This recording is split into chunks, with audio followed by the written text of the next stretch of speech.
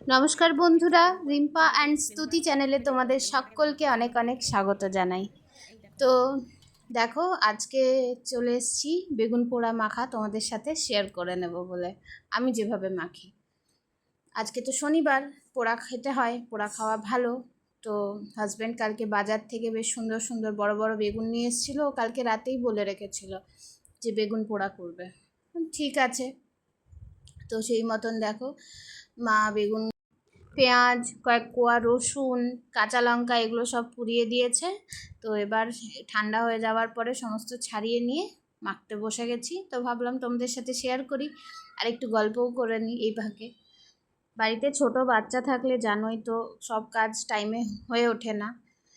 তো যেহেতু বাচ্চাকে টাইম দিতে হয়, বাচ্চারা একটু মানে সবসময় প্যাম্পারিং করলেই ওরা ভালোবাসে আর কি। প্যাম্পারিংটা পছন্দ করে, বাচ্চাদেরকে নিয়ে যত টাইম কাটানো যায় ভালোও লাগে নিজেদেরও। হ্যাঁ, কাজগুলো একটু মানে শিডিউল ওয়াইজ হয় না, ঠিকই একটু এলোমেলো হয়ে যায়, কিন্তু তাও ভালো লাগে। তো বাচ্চাকে ঘুম পাড়িয়ে নিয়ে এই সময় এসেছি তোমাদের সাথে ভিডিওটা শেয়ার করে নেবার জন্য। তো ভয়েস দিচ্ছি এই ফাঁকে, বাচ্চাকে এইমাত্র ঘুম পাড়িয়ে এলাম। তো দেখো, ওই সমস্ত পেঁয়াজটা ভালো করে কুচি করা গেল না, কারণ খুব স্লিপ করে, তো স্লিপারি হয়ে যায়। তো ওই একটু একটু কুচি করে নিয়েছি, বাকি হাত দিয়ে চটকে মাখবো। আর রসুনটা কুচি কুচি করে নিয়েছি, আর কাঁচা লঙ্কাটাও ডলে নিচ্ছি, দিয়ে তারপরে এর মধ্যে বেগুনটা অ্যাড করে ভালো করে চটকে চটকে মেখে নেব। আর পরিমাণ মতন লবণ, তেল এগুলো তো দিতেই হবে।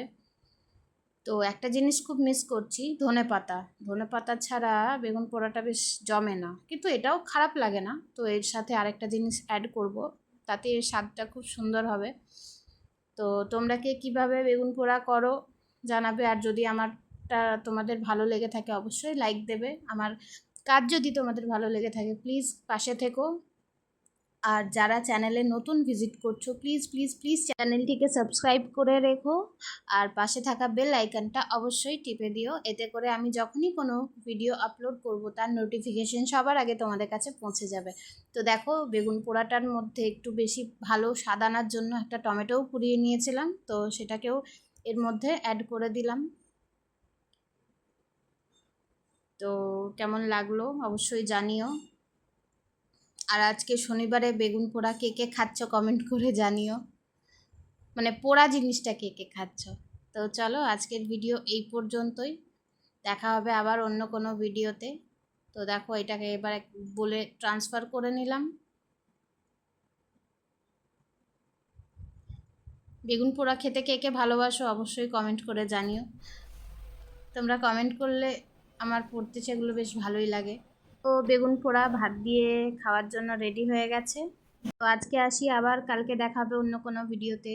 টাটা, সবাই ভালো থেকো।